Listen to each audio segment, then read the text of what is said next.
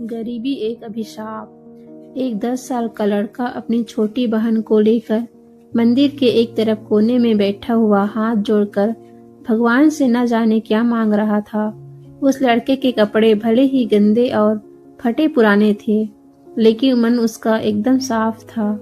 करीब से देखा तो पता चला कि उसके नन्हे नन्हे प्यारे गाल आंसुओं से भीगे हुए थे। कई लोग उसकी तरफ देख रहे थे, मगर वह लड़का बिल्कुल अनजान अपने भगवान से बातों में लगा हुआ था।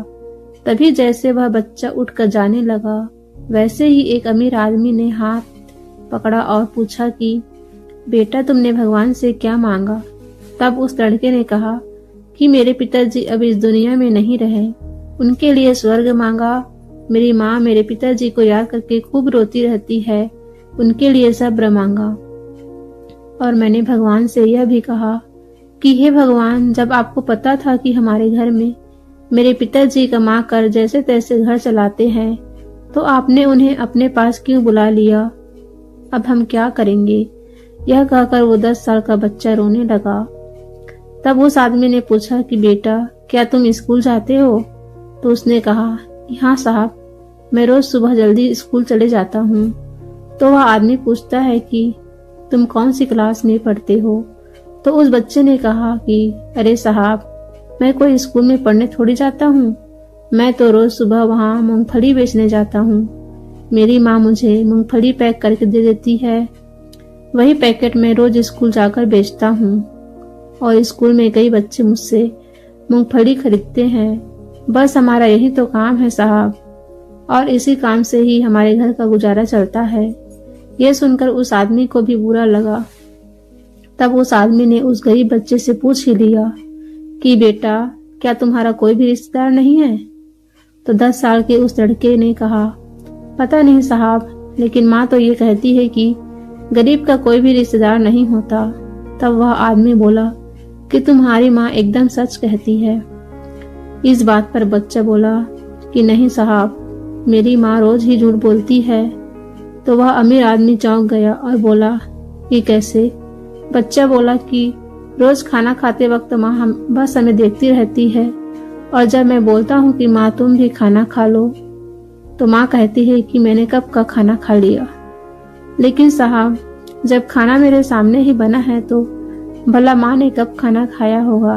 यह सब सुनकर उस बच्चों के साथ साथ उस अमीर आदमी की भी आंखों में आंसू आ गए।